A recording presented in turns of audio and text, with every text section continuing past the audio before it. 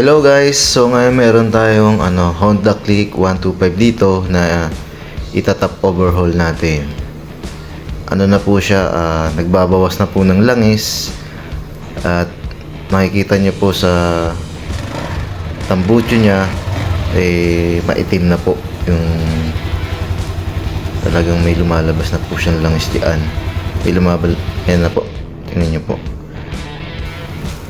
So, bumili na po tayo ng mga parts niya ng black set at may piston ring na po at nandyan po. Ngayon, simulan na po natin. Yan, pinaklas ko na po ang upuan at pati yung cover ng ating head ay tinanggal ko na. So, ngayon, tatanggalin po natin yung tensioner niya. Gamit lang po kayo ng 10mm para matanggal niya po siya. At bago nyo po tanggalin, para madali, tanggalin nyo po yung pinaka-cap niyan na gamit po kayo ng screw.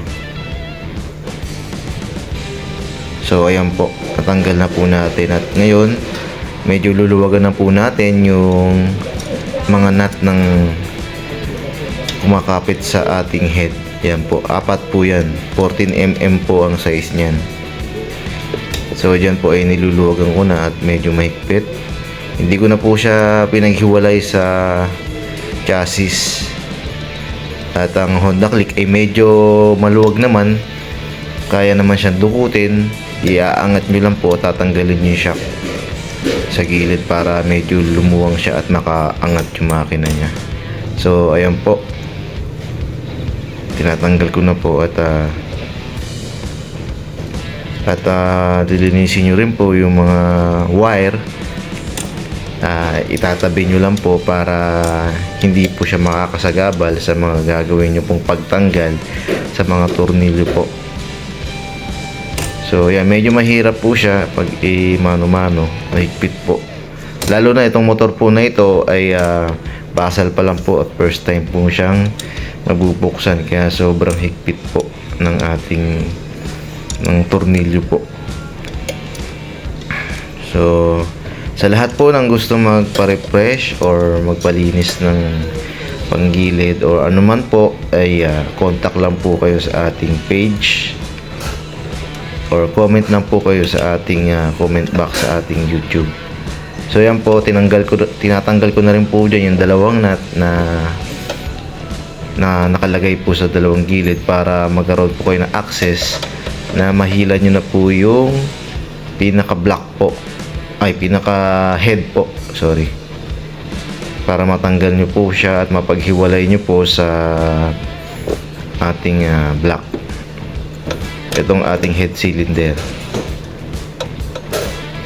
Dahan-dahan lang po at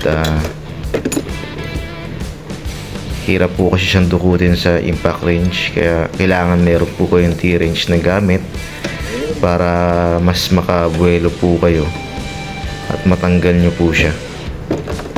So ganyan lang po ang mga gagawin nyo para makapag-refresh po kayo ng mga makina o top overhaul.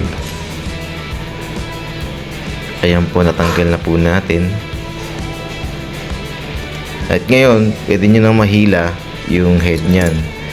At kung sumasama yung block, pwede nyo po siyang sikwatin ng flat screw. Tapos sabay hila po dun sa ating head. Ganyan lang po ang gagawin nyo para matanggal nyo po yung yung pinaka head po. Pwede nyo pong pukpukin ng konti ng ating rubber mallet.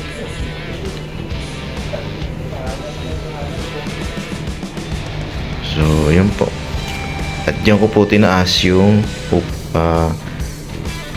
chassis nya, tsaka tinanggal ko po yung sa shock. Ayan po, sobrang dumi po nyan.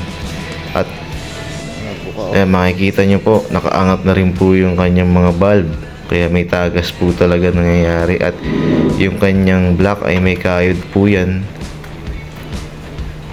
may kayod na rin po ng ng piston. Hindi ko lang po napakita sa video.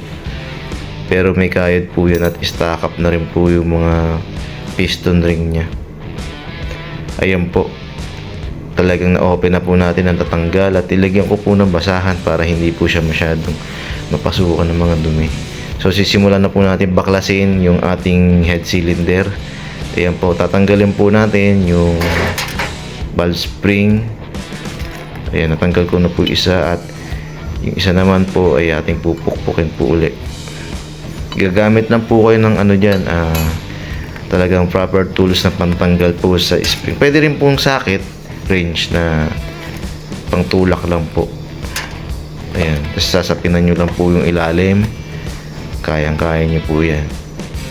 So yan po ang proseso at ayan po, nagkaroon na po ng pagtanggal. At ito, papalitan na po natin ng ating nabiling valve seal. Ayan, nilagay na po natin. Ayan, naibalik na po natin yung valve, yung isang valve spring. At ayan po, ganyan lang po ang gagawin nyo. Itutulak nyo lang po at okay na. At ito, nalinisan na po natin at wala na po siyang tagas na lumalabas. At ito na po yung piston na ikakabit na atin. So okay na po. At papaandarin na po natin ang ating motor na nagawa. So sa lahat po ng